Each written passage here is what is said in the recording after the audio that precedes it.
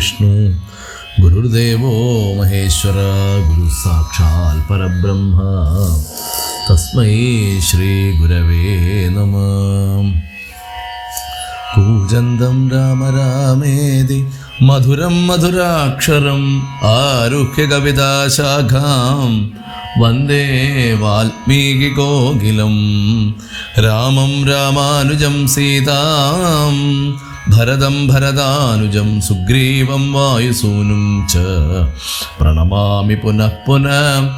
ആഞ്ജനേയവതിപാടലാനനം കാഞ്ചനാദ്രികമനീയ വിഗ്രഹം പാരിജാതതരുമൂലവാസിനം ഭാവയാമി പവമാനനന്ദനം. ഹരേ കൃഷ്ണ. ജയ് ശ്രീ രാധേ രാധേ. ജയ് ശ്രീറാം. എല്ലാവർക്കും ഹൃദയം നിറഞ്ഞ നമസ്കാരം. വൈഷ്ണവ സുദർശനത്തിലേക്ക് എല്ലാ ഭക്തമനസ്സുകൾക്കും സ്വാഗതം. രാമായണ പുണ്യമായിട്ടുള്ള രാമായണ മാസം ആരംഭിച്ചിട്ട് ഇന്നേക്ക് 6ാമത്തെ ദിവസമാണ്. അപ്പോൾ രാമായണം വായിക്കാൻ പറ്റാത്ത സജ്ജനങ്ങൾക്ക് ആ രാമൻ്റെ കഥ കേൾക്കുന്നത് അത്ര തന്നെ പുണ്യം, അല്ലെങ്കിൽ വായിക്കുന്നതിനേക്കാളും ഒരു പടി കൂടുതൽ പുണ്യം ഉള്ള കാര്യമാണ് ഭഗവാന്റെ കഥ കേൾക്കുക എന്നുള്ള ഒരു കാര്യം.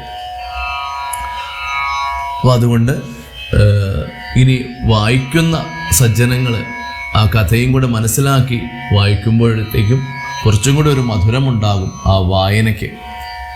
ഇത് നന്നായിട്ട് വായിച്ച് പഠിച്ച് തത്വങ്ങളെല്ലാം അറിയുന്നവർക്ക് വേണ്ടിയിട്ടല്ല, തുടക്കക്കാർക്ക് വേണ്ടിയിട്ടാണ് നമ്മൾ ഇങ്ങനെയും കൂടെ ഒരു കാര്യം ചെയ്യുന്നത്. എല്ലാവർക്കും ആ കഥയൊന്ന് മനസ്സിലാവട്ടെ എന്ന് വിചാരിച്ചിട്ടാണ് കഥയും കൂടി ഒന്ന് പറഞ്ഞു പോകുന്നത്.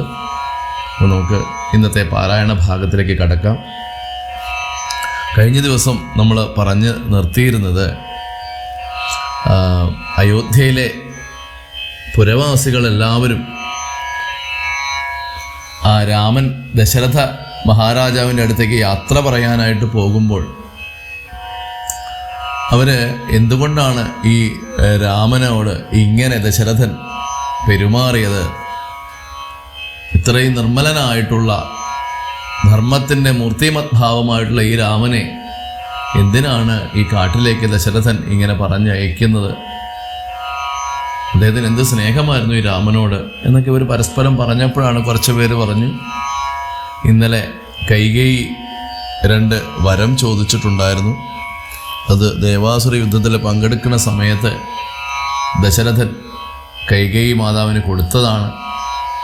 അപ്പോൾ ആ കൈകേയിയുടെ വരം ഒന്ന് ഭരതനെ രാജാവാക്കണം എന്നും, രണ്ടാമത്തെ വരം രാമനെ 14 വർഷം കാട്ടിൽ അയക്കണം എന്നുള്ളതുമായിരുന്നു. അങ്ങനെ മന്നവൻ അതുകൊണ്ടാണ് ദശരഥൻ മഹാരാജാവ് കൈകേയിക്ക് ഈ 2 വരങ്ങൾ കൊടുത്തുകൊണ്ടാണ് രാമൻ ഇന്ന് കാട്ടിലേക്ക് പോകേണ്ടി വന്നത് എന്നൊക്കെ പരസ്പരം അവരങ്ങോട്ടും ഇങ്ങോട്ടും പറയുകയാണ്. ഇതെല്ലാം കേട്ട വാമദേവർഷി ആ അയോധ്യ നിവാസികളോട് പറയുന്ന അതാണ് രാമസീതാ തത്വം. അപ്പം ഇതുവരെയാണ് നമ്മൾ ഇന്നലെ പറഞ്ഞു വെച്ചിരുന്നത്. ഇന്നിപ്പോൾ നമ്മൾ പറയേണ്ടത് രാമസീതാ തത്വമാണ്. അപ്പോൾ ഈ രാമസീതാ തത്വം അയോധ്യ നിവാസികൾക്ക് പറഞ്ഞു കൊടുക്കുന്നത് വാമദേവർഷിയാണ്. അദ്ദേഹം പറയാണ്, രാമനെ ചിന്തിച്ചിട്ട് രാമൻ്റെ കാര്യം ഓർത്ത് നിങ്ങളാരും ദുഃഖിക്കേണ്ട ആവശ്യമില്ല. രാമനെ ഓർത്ത് മാത്രമല്ല, സീതയെ ഓർത്തും ലക്ഷ്മണനെ ഓർത്തും ആരും ദുഃഖിക്കരുത്. അവരുടെ തത്വം, രാമസീതാ തത്വവും ലക്ഷ്മണൻ ആരാണെന്നുമൊക്കെ ഞാൻ നിങ്ങൾക്ക് പറഞ്ഞു തരാം. രാമൻ ആ സാക്ഷാൽ മഹാവിഷ്ണു തന്നെയാണ്. ആദിനാരായണനായിട്ടുള്ള ജഗന്നിയന്താവായിട്ടുള്ള ആ ഭൂമി പാലകനായിട്ടുള്ള 14 ലോകങ്ങളെയും സംരക്ഷിക്കുന്ന ആ വിഷ്ണു ഭഗവാൻ തന്നെയാണ് നമ്മുടെ ഇടയിൽ വന്ന് അയോധ്യയിൽ വന്ന് ഇക്ഷ്വാകുകുലത്തിൽ രാമനായിട്ട് അവതരിച്ചത്. ഇനി ലക്ഷ്മണനാണെങ്കിൽ അത് അനന്തനാണ്, സാക്ഷാൽ ശേഷൻ തന്നെയാണ്. ആദിശേഷനായിട്ടുള്ള അനന്തനാണ് ലക്ഷ്മണനായിട്ട് അയോധ്യയിൽ ജനിച്ചത്. ഇനി ലക്ഷ്മി ഭഗവതി ആണ് സീതാദേവി. ലക്ഷ്മി ഭഗവതി അവതാരമാണ് സീതാദേവി. ഇപ്പം മായാഗുണങ്ങൾ, ഇപ്പം മായയെ അവലംബിച്ചുകൊണ്ട് ഈ ശരീരം ഇങ്ങനെ സ്വീകരിച്ചിരിക്കുന്നതാണ്. അതിന് പല പല ലക്ഷ്യങ്ങളും ഉദ്ദേശങ്ങളും ഉണ്ട്. എന്നിട്ട് പറയുകയാണ് ഭഗവാന് സത്വം ഗുണം പ്രധാനമായിട്ടും അധികരിച്ചിട്ട് വിഷ്ണുരൂപം പൂണ്ടു. അങ്ങനെ രക്ഷിക്കുന്ന ഭഗവാൻ എന്തിനാണ് അങ്ങനെ വിഷ്ണുവിൻ്റെ രൂപം സ്വീകരിച്ചത്? എല്ലാവരെയും രക്ഷിക്കാനായിട്ട്, സ്ഥിതി ചെയ്യിപ്പിക്കാനായിട്ട്, പരിപാലിക്കാനായിട്ട്. അദ്ദേഹം രക്ഷിച്ചു കൊള്ളുന്നത് ഈശ്വരൻ, ആദ്യൻ, അജൻ, പരമാത്മാവ് സാധനം. ആദ്യനാണ്. ആദ്യം എന്ന് പറഞ്ഞാൽ എന്താണ്? ഈ പ്രപഞ്ചം ഉണ്ടാവുന്നതിന് മുമ്പ് തന്നെ ഉണ്ടായതാണ് ഭഗവാൻ. അതാണ് ആദ്യൻ. അജൻ എന്ന് പറഞ്ഞാൽ ഭഗവാന് ആരും സൃഷ്ടിച്ചതല്ല, അതാണ് അജൻ. ഈ ഭഗവാനേ ഉള്ള ഈ പ്രപഞ്ചം ഉണ്ടാവുന്നതിന് മുമ്പ് തന്നെ ഉണ്ടായതാരാണ്? ആ ഭഗവാനാണ് ഉള്ളത്. അതാണ് ഭഗവാൻ. അതാണ് അജൻ എന്ന് പറഞ്ഞത്. പരമാത്മാവ് സാദരം, ഈ പ്രപഞ്ചത്തിൻ്റെ ആത്മാവ്, പരമാത്മാവ് എന്ന് പറയുന്നതും ഈ ഭഗവാൻ തന്നെയാണ്. ഇനി ഈ രുദ്രവേഷത്താൽ തമോ ഗുണയുക്തനായി അദ്രിജാവല്ലഭൻ സംഹരിക്കുന്നതും, അതായത് ആ രുദ്രന്റെ വേഷത്തിൽ തമോ ഗുണയുക്തനായിട്ട് അദ്രിജാവല്ലഭൻ എന്ന് പറഞ്ഞാൽ ശ്രീ മഹാദേവൻ സംഹരിക്കുന്നതും, പിന്നെയോ വൈവസ്വതമനു ഭക്തിപ്രസന്നനായി ദേവൻ മകരാവതാരമനുഷ്ഠിച്ച് വേദങ്ങളെല്ലാം ഹയഗ്രീവനെ കൊന്ന് വേധാവിനാക്കി കൊടുത്തത് ഈ രാഘവൻ. ഈ രാമൻ തന്നെയാണ് വൈവസ്വതമനുവിന് എന്താണ് ദേവൻ ആ മകരാവതാരം അനുഷ്ഠിച്ചിട്ട് മത്സ്യത്തിൻ്റെ ഒരു രൂപമെടുത്തിട്ട് വൈവസ്വത മന്വന്തരത്തിൽ എന്ത് ചെയ്തു? ആ ബ്രഹ്മദേവനിൽ നിന്നും ഹയഗ്രീവൻ എന്ന് പറഞ്ഞ ആ അസുരൻ വേദങ്ങളെ അപഹരിച്ചു കൊണ്ടുപോയി ഇപ്പോൾ സമുദ്രത്തിൻ്റെ അടിയിൽ പോയി ഒളിച്ചിരുന്നപ്പോൾ ആ മത്സ്യത്തിൻ്റെ രൂപത്തിൽ ഭഗവാൻ അവതരിച്ച് ഹയഗ്രീവനെ കൊന്ന് വേദങ്ങളെല്ലാം വീണ്ടെടുത്ത് അത് ആ ബ്രഹ്മദേവന് കൊണ്ട് കൊടുത്തതും ഈ രാഘവനാണ്. നിങ്ങളിപ്പോൾ വിലപിച്ച് കരയുന്നില്ലേ? ഈ രാഘവൻ കാട്ടിലേക്ക് ഭഗവാൻ പോയല്ലോ, ഭഗവാൻ ഈ ദുർഗതി വന്നല്ലോ എന്നൊക്കെ വിചാരിച്ച് നിങ്ങൾ കരയുന്ന ഈ ഭഗവാനാണ് അന്ന് ഹയഗ്രീവനെ കൊന്നിട്ട് ആ വേദങ്ങൾ തിരിച്ച് ബ്രഹ്മാവിന് കൊണ്ട് കൊടുത്തത്. നിങ്ങൾ വിചാരിക്കുന്ന പോലെ വെറും മനുഷ്യനല്ല രാമൻ എന്ന് പറയുന്നത്. അതുപോലെ തന്നെ ആ പാലാഴി മഥനം നടക്കുന്ന സമയത്ത് മന്ദരപർവ്വതം താഴത്തേക്ക് പാതാള ലോകത്തിലേക്ക് പ്രവേശിച്ചതും നേരം, അതായത് ആ താഴ്ന്ന് ആ സമുദ്രത്തിൽ നിന്ന് താന്ന് ആ താഴെ പാതാള ലോകം വരെ എത്തുന്ന ആ ഒരു സമയത്ത് ഭഗവാൻ ഈ രാഘവൻ തന്നെയാണ് ഒരു കൂർമാകൃതി പൂണ്ട്, ഒരു ആമയുടെ ആകൃതി പൂണ്ട് ആ ശരീരത്തിന് മുകളിൽ ആ ഗിരീന്ദ്രം ധരിച്ചത് ഈ രാഘവൻ. അതായത് ആ മന്ധര പർവ്വതത്തിനെ തൻ്റെ ശരീരത്തിൻ്റെ മുകളിൽ ഒരു ആമയുടെ രൂപം ഭഗവാൻ സ്വീകരിച്ചിട്ട് അതിൻ്റെ ആ ആമയുടെ മുകളിലേക്ക് ഭഗവാൻ എന്ത് ചെയ്തു? ആ മന്ധര പർവ്വതം എടുത്ത് ഉയർത്തിക്കൊണ്ടുവന്നതും ഈ രാഘവൻ തന്നെയാണ്.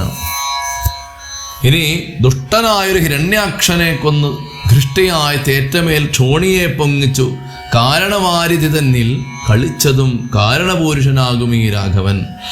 ദുഷ്ടനായിട്ടുള്ളൊരു ഹിരണ്യാക്ഷനെ കൊന്നിട്ട് ആ ഭൂമിയെ തേറ്റയുടെ മുകളിലേക്ക് എടുത്തു വെച്ച് ആ ഭൂമിയെ ഉയർത്തിക്കൊണ്ടുവന്ന് ആ കാരണവാരിധിയിൽ കളിച്ചതും നിങ്ങളിപ്പോൾ ഈ പറഞ്ഞ് വിലപിക്കുന്ന ഈ രാമൻ തന്നെയാണ്.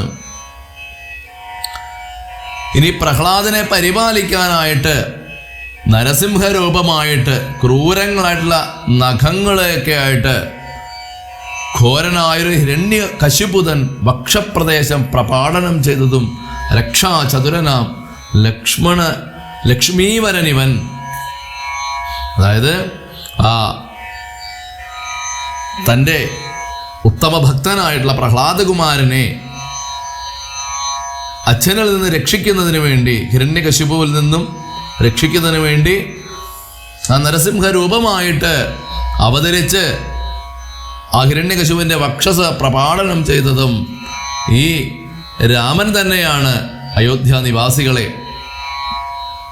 ഇനി പുത്രലാഭാർത്ഥം അതിഥിയും ഭക്തി പൂണ്ടർത്ഥിച്ചു സാദരം അർച്ചിക്ക കാരണം എത്രയും കാരുണ്യമോടവൾ തന്നെ പുത്രനായി ഇന്ദ്ര അനുജനായി പിറന്നതി ഭക്തനായൊരു മഹാബലിയോടു ചെന്നർത്ഥിച്ചു മൂന്നടിയാക്കി ജഗത്രയം സത്വരം വാങ്ങി മരുത്വാന് നൽകിയ ഭക്തപ്രിയനാം ത്രിവിക്രമനും ഇവൻ. അപ്പോ ആ അതിഥി കശ്യപന്മാരുടെ പ്രാർത്ഥന മൂലം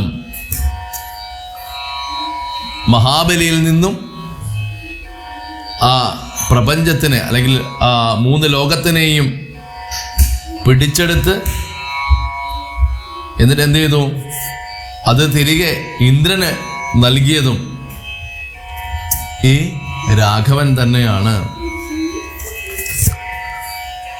അതുപോലെ തന്നെ ഈ ക്ഷത്രിയന്മാര് ജനങ്ങൾക്ക് ദ്രോഹം ചെയ്യാൻ തുടങ്ങിയ സമയത്ത് ആ ക്ഷത്രിയ കുലനാശം വരുത്താനായിട്ട് ഭാർഗവരാമനായിട്ട് പിറന്നതും ഈ രാഘവൻ തന്നെയാണ്. ഇനി ഈ രാത്രിഞ്ചരകുലമൊക്കെ നശിപ്പിച്ചു, അതായത് ഈ രാക്ഷസന്മാരുടെ കുലമൊത്തോടെ ഇല്ലാണ്ടാക്കി ഈ ഭൂമിഭാരം തീർക്കാനായിട്ട് തീർത്ത് ധർമ്മത്തെ രക്ഷിപ്പാൻ ആദ്യനജൻ പരമാത്മാ പരാപരൻ വേദ്യനല്ലാതെ വേദാന്തവേദ്യൻ പരൻ നാരായണൻ പുരുഷോത്തമൻ അവ്യയൻ കാരണമാനുഷൻ രാമൻ മനോഹരൻ. അപ്പൊ ഈ രാത്രിഞ്ചരകുലമൊക്കെ ഈ രാക്ഷസകുലമൊക്കെ കുലത്തോടുകൂടി നശിപ്പിച്ചിട്ട് ഈ ഭൂമിയുടെ ഭാരം തീർക്കുന്നതിന് വേണ്ടിയിട്ടാണ് ഭഗവാൻ ഇവിടെ അവതരിച്ചിരിക്കുന്നത്. മാത്രമല്ല രാവണ നിഗ്രഹത്തിന് രാവണ നിഗ്രഹാർത്ഥം വിപിനത്തിനു ദേവഹിതാർത്ഥം ഗമിക്കുന്നതിന്നതിൻ കാരണം മന്ധരയല്ല, കൈകേയല്ല. ഇതിൻ്റെ കാരണം ഈ രാവണ നിഗ്രഹത്തിന് വേണ്ടി മാത്രമാണ് ഭഗവാൻ രാമചന്ദ്രൻ ഇപ്പോൾ കാട്ടിലേക്ക് പോയിട്ടുള്ളത്. അതിന് കാരണം മന്ധരയും കൈകേയും ഒന്നുമല്ല, രാജാവുമല്ല. വിഷ്ണു ഭഗവാൻ ജഗന്മയൻ മാധവൻ വിഷ്ണു മഹാമായ ദേവി ജനകജ സൃഷ്ടിസ്ഥിതിലയ കാരിണി തന്നോടും പുഷ്ടമോദം പുറപ്പെട്ടു നിന്നപ്പോൾ, അതായത് ആ വിഷ്ണു ഭഗവാൻ ഈ ജഗന്മയനാണ്, മാധവൻ ആയിട്ടുള്ള ആ ഭഗവാൻ വളരെ പ്രമോദത്തോടെ, നിങ്ങൾ വിചാരിക്കുന്ന പോലെ ഭഗവാൻ ദുഃഖിച്ചിട്ടൊന്നും അല്ല പോയിരിക്കുന്നത്, പ്രമോദത്തോടു കൂടിയാണ്, പ്രമോദത്തോടു കൂടി പുറപ്പെട്ടത്. വേറൊന്നും കൊണ്ടല്ല. ഇന്നലെ ഇവിടെ അയോധ്യയില് നാരദ മഹർഷി വന്നിട്ടുണ്ടായിരുന്നു ഭഗവാനെ കാണാനായിട്ട്. അപ്പോൾ ആ ദേവർഷി നാരദനോട് രാഘവൻ ആ ശ്രീരാമചന്ദ്രൻ അരുൾ ചെയ്തു, നക്തഞ്ചരാന്വയ നിഗ്രഹത്തിനു ഞാൻ വ്യക്തം വനത്തിനു നാളെ പുറപ്പെടും. അതായത് ആ നക്തഞ്ചര അന്വയ നിഗ്രഹത്തിന്, ആ രാക്ഷസന്മാരെ എല്ലാവരെയും നിഗ്രഹിക്കുന്നതിന് വേണ്ടിയിട്ട് ഞാൻ വ്യക്തമായും പറയുന്നു, നാളെ ഞാൻ കാട്ടിലേക്ക് പുറപ്പെട്ടു എന്ന് പറയുകയാണ്. അതുകൊണ്ടാണ് രാമൻ വനത്തിലേക്ക് പോയത്. അതുകൊണ്ട് എല്ലാവരും ദുഃഖമൊക്കെ മാറ്റുക, വിഷാദം കളയുക. എല്ലാവരും രാമനെ ചിന്തിച്ച് ദുഃഖിയായ കാരുമേ രാമരാമേതി ജപിപ്പിനെല്ലാവരും. രാമനെ ചിന്തിച്ച് ആരും ദുഃഖിക്കുകയൊന്നും വേണ്ട, എല്ലാവരും രാമ രാമ രാമ എന്ന് ജപിക്കുക. ആ മൃതസഞ്ജീവനി മന്ത്രമായിട്ടുള്ള രാമമന്ത്രം എല്ലാവരും ജപിക്കുക. അതുപോലെ നിത്യം ആ രാമമന്ത്രം ജപിക്കുന്ന മനുഷ്യർക്ക് മൃത്യുഭയങ്ങളൊന്നും അവരെ തൊട്ടു തീണ്ടുകയില്ല. മാത്രമല്ല അവർക്ക് കൈവല്യവും, അതായത് മോക്ഷവും സിദ്ധിക്കും എന്നാണ് പറയുന്നത്. ഇനി ദുഃഖ സൗഖ്യാദി വികല്പങ്ങളില്ലാതെ നിഷ്കളൻ നിർഗുണാത്മാ രഘു സത്തമൻ ന്യൂനാതിരേക വിഹീനൻ നിരഞ്ജനൻ ആനന്ദപൂർണൻ അനന്തൻ അനാകുലൻ, യാതൊരുവിധ ആകുലങ്ങളും ഇല്ലാത്തതാണ് ഭഗവാൻ. അങ്ങനെയുള്ള ഈ ഭഗവാന് എങ്ങനെയാണ് ദുഃഖങ്ങളൊക്കെ സംഭവിക്കുന്നത്? ദുഃഖം ഭഗവാനെ എങ്ങനെയാണ് ബാധിക്കുന്നത്? ഭക്തജനാനാം, ഭജനാർത്ഥമായി ഭക്തജനങ്ങൾക്ക് ഭജിക്കുന്നതിന് വേണ്ടിയിട്ടാണ് ആ ഭക്തപ്രിയനായിട്ടുള്ള ഭഗവാൻ ഈ ഭൂമിയിൽ വന്ന് പിറന്നത്. അതുപോലെ തന്നെ പങ്ക്തി രഥാഭീഷ സിദ്ധ്യർത്ഥമായി വന്നു പങ്ക്തി കണ്ഠൻ തന്നെ കൊന്നു ജഗത്രയം. ആ ദശരഥൻ്റെ പുത്രനായിട്ട് ആ പങ്ക്തി കണ്ഠ, അതായത് രാവണനെ കൊല്ലുന്നതിന് വേണ്ടിയിട്ട് കൊന്ന് ഈ ഭൂമിയെ പാലിക്കാനായിട്ടാണ് ഭഗവാൻ മനുഷ്യനായിട്ട് ആ ഈശ്വരൻ വന്ന് അവതരിച്ചത്. അങ്ങനെ ആ രാമസീതാ തത്വമൊക്കെ വാമദേവൻ പറഞ്ഞ്, അങ്ങനെ ആ വാമദേവന്റെ ആ വചനാമൃതം അത് സേവിക്കുമായിരുന്നു ചെയ്തത്. അത് കുടിച്ച് കഴിഞ്ഞപ്പോഴത്തേക്കും, ആ വചനാമൃതം സേവിച്ചു കഴിഞ്ഞപ്പോൾ രാമൻ നാരായണനാണ്, ഭഗവാനാണ്, സാക്ഷാൽ മഹാവിഷ്ണു തന്നെയാണെന്നറിഞ്ഞ ആ പൗരജനങ്ങളെല്ലാം പരമാനന്ദത്തോട്, എന്താ പറയുക, ആ പരമാനന്ദത്തിൻ്റെ ആ ഒരു ആനന്ദസാഗരത്തിൽ എല്ലാവരും മുഴുകി. അങ്ങനെ ഈ ഒരു രാമസീതാ രഹസ്യം ഇതുപോലെ ആമോദപൂർവം ധ്യാനിപ്പവർക്കെല്ലാം രാമദേവങ്കിൽ ഉറച്ചൊരു ഭക്തിയും ആമയനാശവും സിദ്ധിക്കുമേവനും. അതായത് ഇത് യഥാർത്ഥമായ രീതിയിൽ മനസ്സിലാക്കിയവർക്ക് ആ ഭഗവാനിലെ എന്താ പറയുക, നല്ല ഭക്തി ഉണ്ടാവും. അതുപോലെ തന്നെ സർവ്വ ദുഃഖങ്ങളും ഇല്ലാതെയാകും, സകല അമയങ്ങളും ഇല്ലാതെയാകുന്നു. ഇത് വളരെ രഹസ്യമായിട്ടുള്ള ഒരു കാര്യമാണ്.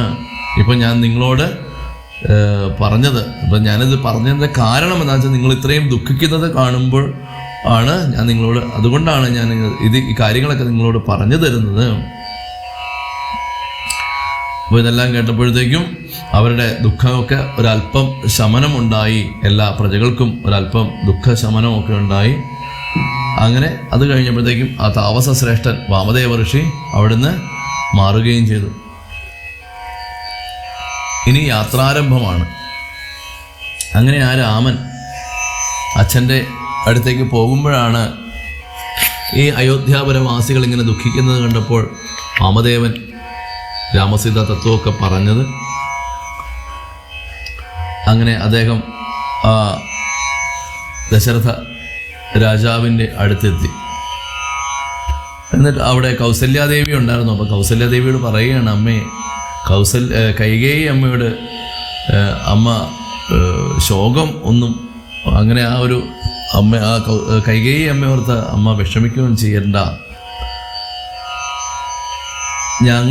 ഞാനും സൗമിത്രിയും ജനകാത്മജയും ഒരുമിച്ച് സൗഖ്യം മറന്ന് പോകാനായിട്ട് അമ്മയെ അനുഗ്രഹിക്കണം. എന്നിട്ട് പറയുകയാണ്, അല്ലയോ അച്ഛൻ ഞങ്ങൾക്ക് അനുവാദം തരണം, കാട്ടിലേക്ക് പോകാനുള്ള അനുവാദം തരണം. അപ്പോൾ ഇത് കേട്ടപ്പോഴത്തേക്കും കൈകേയിക്ക് സന്തോഷമായി. അങ്ങനെ കൈകേയി പെട്ടെന്ന് എഴുന്നേറ്റ് വന്നിട്ട് ശ്രീരാമനും അതുപോലെ തന്നെ ദേവിക്കും, സീതാദേവിക്കും, അനുജനും വെവ്വേറെ മരവുരികളൊക്കെ എല്ലാവർക്കും കൊടുത്തു. അപ്പോൾ എന്ത് ചെയ്തു, അവരുടെ നല്ല വസ്ത്രങ്ങളൊക്കെ ഉപേക്ഷിച്ചിട്ട് രാമനും ലക്ഷ്മണനും മരവുരികളൊക്കെ സ്വീകരിച്ചു. അങ്ങനെ ആ മരവുരികളൊക്കെ അണിഞ്ഞു. അപ്പോൾ സീതയ്ക്കും കൊടുത്തു, ഈ മരവുരി കൊടുത്തു. അപ്പോൾ ദേവിക്ക് ഇതെങ്ങനെയാണ് ഉടുക്കേണ്ടത് എന്നൊന്നും അറിയില്ല. ദേവി ഈ വൽക്കലമൊക്കെ കയ്യിൽ പിടിച്ചിട്ട് ഒരു ലജ്ജയോടുകൂടി അവിടെ നിൽക്കുകയാണ്. ഇത് എങ്ങനെയാണ് ഉടുക്കേണ്ടതെന്ന് അറിയില്ല. ജീവിതത്തിൽ ആദ്യമായിട്ടാണ് ഇങ്ങനെ ഒരു കാര്യം വരുന്നത്. അങ്ങനെ ലജ്ജയോടുകൂടി ആ ഭർത്താവിൻ്റെ മുഖത്തിലേക്ക് ഒന്ന് നോക്കിയപ്പോൾ രാമന് കാര്യം മനസ്സിലായി. അപ്പോൾ രാമൻ എന്ത് ചെയ്തു, ആ സീതാദേവിയുടെ ശരീരത്തിൽ, അതായത് ഇപ്പം നിലവിലുള്ള വസ്ത്രത്തിന് മുകളിൽ തന്നെ ഈ മരവുരി ഭഗവാൻ അത് അണിയിപ്പിച്ചു കൊടുത്തു. അങ്ങനെ ഇത് കണ്ടപ്പോഴത്തേക്കും ധാരാളം ആൾക്കാർക്ക് വിഷമമുണ്ടായി. ആ ഒരു രംഗം, സീതാദേവിക്ക് ആ ഒരു മരവുരി കൊടുത്ത ആ ഒരു രംഗം കണ്ടപ്പോഴത്തേക്കും വളരെ എല്ലാവർക്കും ബുദ്ധിമുട്ടായി, വളരെ ഒരു സങ്കടം ഉണ്ടാക്കിയ ഒരു കാര്യമാണ്. അപ്പോൾ ഇത് കണ്ടപ്പോഴത്തേക്കും അത് കൈകേയിയോട് വളരെ ദേഷ്യപ്പെട്ടു വസിഷ്ഠ മഹർഷി. പറയുകയാണ്, ദുഷ്ടേ നിശാചരി ദുർവൃത്ത മാനസേ കഷ്ടമോർത്തോളം കഠോരശീലേ ഖലേ. നീ ഇത്ര ദുഷ്ടയാണോ? രാമൻ വനത്തിന് പോകണമെന്നല്ലേ താമസശീലേ, വരത്തെ വരിച്ചു നീ. താമസ ഗുണമുള്ളവളെ, നീ രാമൻ വനത്തിൽ പോകണമെന്നാണല്ലോ വരത്തെ മേടിച്ചത്. ജാനകി ദേവിക്ക് നീ എന്തിനാണ് വൽക്കലം കൊടുത്തത്? എന്തിനാണ്? ഭക്തിയ പതിവ്രതയാകിയ ജാനകി ഭർത്താവിനോട് കൂടെ പ്രയാണം ചെയ്യൽ സർവാഭരണ വിഭൂഷിത ഗാത്രിയായി ദിവ്യാംബരം പൂണ്ട് അനുഗമിച്ചിടുക. ഭക്തിയോടുകൂടി പതിവ്രതയാകിയ ജാനകി, ഈ സീതാദേവി ഭർത്താവിൻ്റെ കൂടെ പോകുന്നുണ്ടെങ്കിൽ അത് സർവാഭരണ വിഭൂഷിത ഗാത്രിയായിട്ട് വേണം, ദിവ്യ അമ്പരങ്ങൾ പൂണ്ട് വേണം അനുഗമിക്കാനായിട്ട്, അല്ലാതെ ഈ മരവുരി കൊടുത്തൊന്നും അല്ല പോകേണ്ടത് എന്ന് വസിഷ്ഠൻ കൈകേയിയോട് വഴക്ക് പറഞ്ഞുകൊണ്ട് തന്നെ പറയുകയാണ്. കാനന ദുഃഖ നിവാരണാർത്ഥം പതിമാനസവും രമിപ്പിച്ചു സദാകാലം ഭർത്തൃ ശുശ്രൂഷയും ചെയ്തു പിരിയാതെ ചിത്തശുദ്ധ്യ ചരിച്ചിടുകെന്നേ വരൂ. പറയാണ്, ആ കാരണ ദുഃഖം രാമൻ ഉണ്ടാകുമ്പോൾ അതെല്ലാം ഇല്ലാതെയാക്കി ഭർത്താവിന് വേണ്ട ശുശ്രൂഷകളെല്ലാം ചെയ്ത് എപ്പോഴും ചിത്തശുദ്ധിയോടുകൂടി എപ്പോഴും രാമൻ്റെ കൂടെ തന്നെ സഞ്ചരിക്കൂ എന്ന് സീതയോട് പറയുകയാണ്. ഇങ്ങനെ ഈ വസിഷ്ഠൻ ഇത് പറയുന്നത് കേട്ടപ്പോൾ ദശരഥൻ പറയുകയാണ്, സുമന്ത്രനോട് പറയുകയാണ്, ഇവർക്ക് രാജയോഗ്യമായുള്ള രഥം പെട്ടെന്ന് കൊണ്ടുവരൂ എന്ന് പറയുകയാണ്. അപ്പോൾ ഇത് കേട്ടതും അദ്ദേഹം രഥമെടുക്കാനായിട്ട് പോയി രാജകീയമുള്ള ആ രഥം തന്നെ കൊണ്ടുവന്നു. എന്നിട്ടത് പറഞ്ഞിട്ട് ആ രാമൻ്റെ മുഖാംബുജം നോക്കിയിട്ട്, മുഖത്തേക്ക് നോക്കിയിട്ട്, പുത്ര രാമ സൗമിത്രേ, ദശരഥൻ പറയുകയാണ്, ജനകജെ രാമ ലക്ഷ്മണ പ്രാണസമാന ത്രിലോകാഭിരാമാംഗ മനോഹര എന്നൊക്കെ പറഞ്ഞ് ദുഃഖിച്ച് അദ്ദേഹം ഭൂമിയിലേക്ക് വീഴുകയാണ്. ആ സമയത്ത് തേരൊക്കെ കൊണ്ടുവന്ന് സുമന്ത്രര് നിർത്തി അദ്ദേഹം ദശരഥനെ ആശ്വസിപ്പിച്ചു. അതിനുശേഷം അദ്ദേഹം അവിടെ നിന്ന് കഴിഞ്ഞാൽ ദശരഥ മഹാരാജാവിന് സങ്കടം കൂടുകയേ ഉള്ളൂ, അദ്ദേഹത്തിന് അത് താങ്ങാൻ കഴിയുകയില്ല എന്ന് മനസ്സിലാക്കിയ ശ്രീരാമചന്ദ്രൻ ആ തേരിൽ കയറിയേറുക സീതേ എന്ന് പറയുകയാണ്. സീതാദേവി തേരിലേക്ക് കയറിക്കോളൂ എന്ന് പറഞ്ഞു. അങ്ങനെ സീത തേരിലേക്ക് കയറുകയാണ്. സമയം ഇനി ഒട്ടും കളയാനില്ല. അങ്ങനെ ആ ദേവി വന്ദിച്ചിട്ട് ആ തേരിൽ കയറി. പുറകെ രാമനും അതുപോലെ തന്നെ ജനകനെ വന്ദിച്ചിട്ട് സീതാദേവിയും രാമനും അതുപോലെ തന്നെ ലക്ഷ്മണനും തൊഴുത് ബാണചാപാസ് തുണീരാദികളെല്ലാം കൈക്കൊണ്ടു വന്ദിച്ചു. താനും കരേറിനാൻ ലക്ഷ്മണനും അപ്പോൾ സുമന്ത്രരും ആകുലാൽ.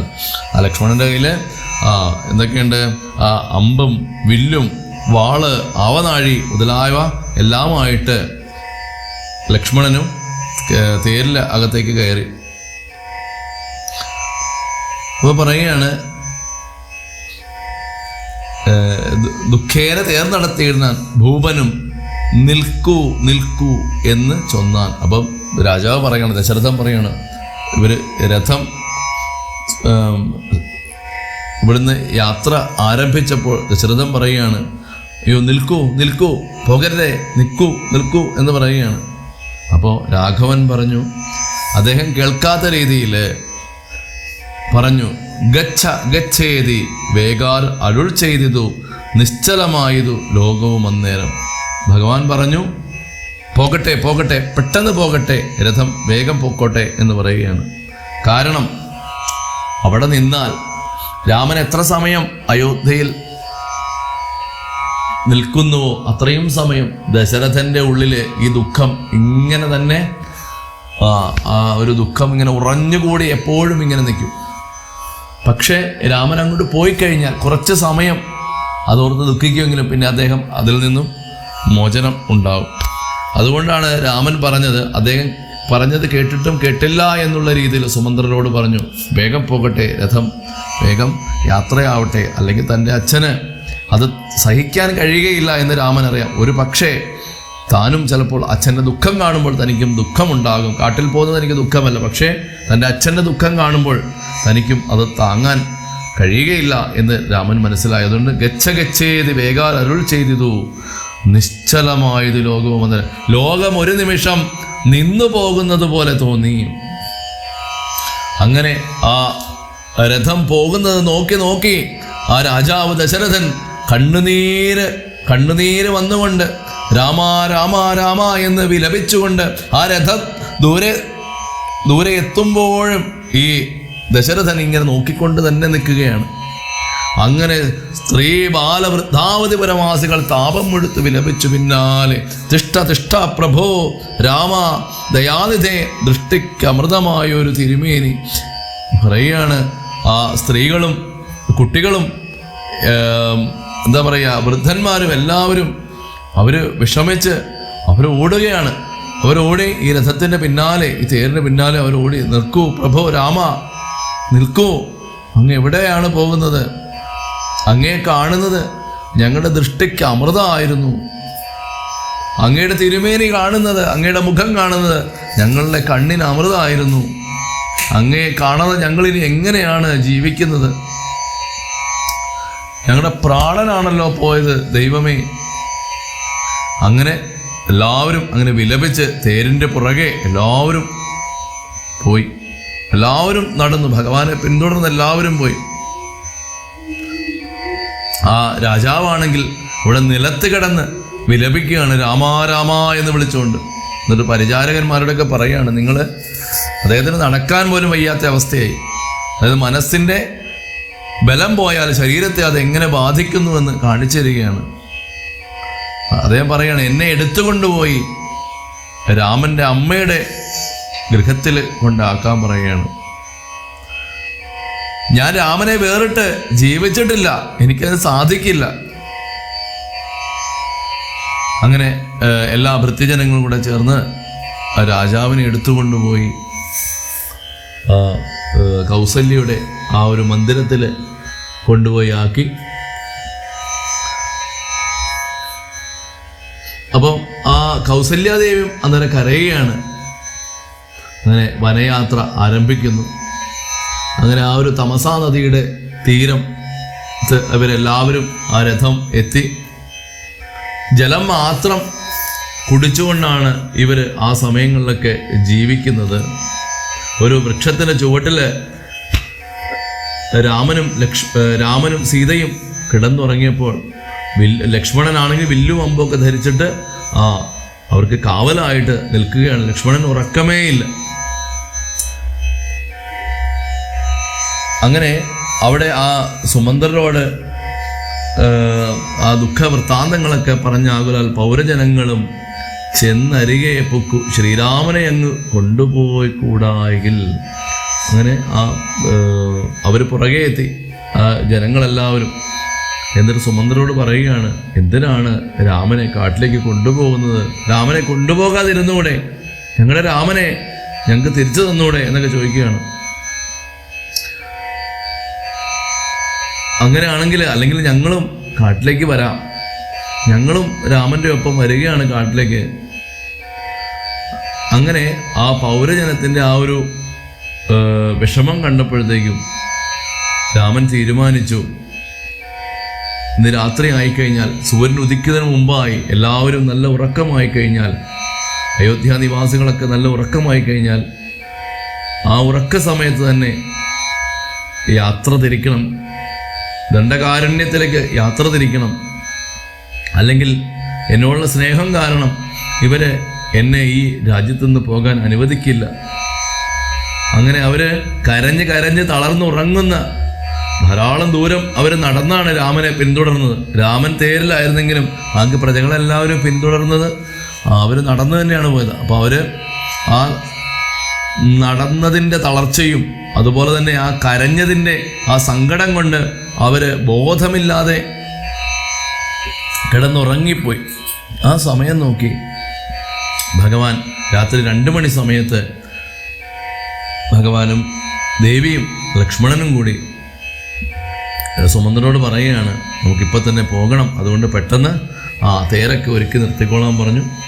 അങ്ങനെ ആ തേരിൽ അവർ 3 പേരും കൂടി പൗരജനങ്ങളെല്ലാവരും ഉറങ്ങുന്ന സമയം അവർ പോയി, കാട്ടിലേക്ക് പോയി. അങ്ങനെ ആ ചുറ്റും കിടന്ന പുരവാസികളെല്ലാം പിറ്റേന്നാൾ തങ്ങൾ ഉണർന്നു നോക്കും നേരം ആ പുരവാസികളൊക്കെ ഉണർന്നു നോക്കിയപ്പോഴത്തേക്കും തങ്ങളുടെ ജീവന്റെ ജീവനായിട്ടുള്ള രാമനെ എങ്ങും കാണുന്നില്ല. വിശാലമായ കാടാണ്, എവിടെ നോക്കിയാലും കാണാണ്. രാമന് ഇതെങ്ങോട്ടാണ് പോയത് എന്നൊന്നും ആർക്കും അറിയില്ല. സീതാസമേതനാം രാമനെ സന്തതം ചേതസി ചിന്തിച്ചനുദിനം. ആ രാമനെ എപ്പോഴും മനസ്സിൽ ചിന്തിച്ചുകൊണ്ട്, ഏതു സമയവും ചിന്തിച്ചുകൊണ്ട് അവര് ആ രാമനെ ഹൃദയത്തിലുള്ളത് കാരണം പുത്രന്മാരോടും മിത്രാദികളോടും ഒക്കെ ചേർന്ന് ചിത്തശുദ്ധി അവർക്കുണ്ടായി. അങ്ങനെ ചിത്തശുദ്ധിയോടുകൂടി അവരെല്ലാവരും വസിച്ചു എന്നാണ് പറയുന്നത്. അങ്ങനെ ആ ശ്രീരാമൻ ആ ഗംഗയുടെ അടുത്ത് എത്തി സ്നാനം ചെയ്തു. അങ്ങനെ അവിടെയാണ് ശൃംഗിവേരപുരം എന്ന് പറയുന്ന കാട്ടാളന്മാരുടെ ഒരു ഗ്രാമം ഇതിൽ അവരെത്തിച്ചേർന്നു. അവിടെ ആ രാമൻ അവരുടെ ആ ഒരു സ്ഥലത്ത് എത്തി എന്ന് അറിഞ്ഞപ്പോഴത്തേക്കും അവരൊരു ഉത്സവമാക്കിയെടുത്തു. ആ ഒരു ഗ്രാമപ്രദേശത്തുള്ളവരെല്ലാവരും, അവരുടെ നേതാവാണ് ഗുഹൻ. അങ്ങനെ ആ രാമനെ വന്ദിക്കാനായിട്ട് അവരെല്ലാവരും ഒരുമിച്ച് വന്നു. അതുപോലെ തന്നെ ഈ ഗുഹന്റെ സ്വാമിയുമാണ്, അതുപോലെ തന്നെ എന്താ പറയുക, സുഹൃത്തുമാണ് രാമൻ. ഒരു പണ്ട് തൊട്ടേ സുഹൃത്തുക്കളാണ്. അങ്ങനെ ഗുഹൻ ആ പക്വഫലങ്ങളും മധുപുഷ്പാദികളെല്ലാം കൈക്കൊണ്ട് ആ രാമൻ്റെ അടുത്ത് ചെന്നിട്ട് ദണ്ഡ നമസ്കാരം ചെയ്ത്, അപ്പോൾ ഭഗവാൻ പെട്ടെന്ന് എഴുന്നേൽപ്പിച്ചിട്ട് ആ ഭഗവാന്റെ വക്ഷസിനോട് ചേർത്ത് ദൃഢമായിട്ട് ആലിംഗനം ചെയ്തു. എന്നിട്ട് മന്ദഹാസം പൂണ്ട് അവർ വളരെ സന്തോഷത്തോടെ മാധുര്യപൂർവകം കുശല പ്രശ്നങ്ങളൊക്കെ ചെയ്തു. അങ്ങനെ ആ ഭഗവാന്റെ തിരുമേനി കണ്ട് ആ അഞ്ജലി കൂപ്പിക്കൊണ്ട് ഗുഹൻ പറയുകയാണ്, ധന്യനായി ഭഗവാനെ, അടിയന്റെ ജന്മം സഫലമായി, പാവനമായി. നൈഷാദമായിട്ടുള്ള ഈ രാജ്യം ഇന്ന് പവിത്രമായി. ഇത് ദൂഷണമായിരുന്നു, പക്ഷേ ഇന്നിപ്പോൾ അത് പവിത്രമായി. അതുകൊണ്ട് അവിടുത്തെ കിങ്കരനായിട്ടുള്ള അടിയനെയും എന്നെയും, കിങ്കരൻ എന്ന് പറഞ്ഞാൽ കൈങ്കര്യം ചെയ്യാൻ കൈങ്കര്യം ചെയ്യുന്നവനാണ് കിങ്കരൻ എന്ന് പറയുന്നത്. കൈങ്കര്യം ചെയ്യുന്ന ഭഗവാന് സേവ ചെയ്യുക.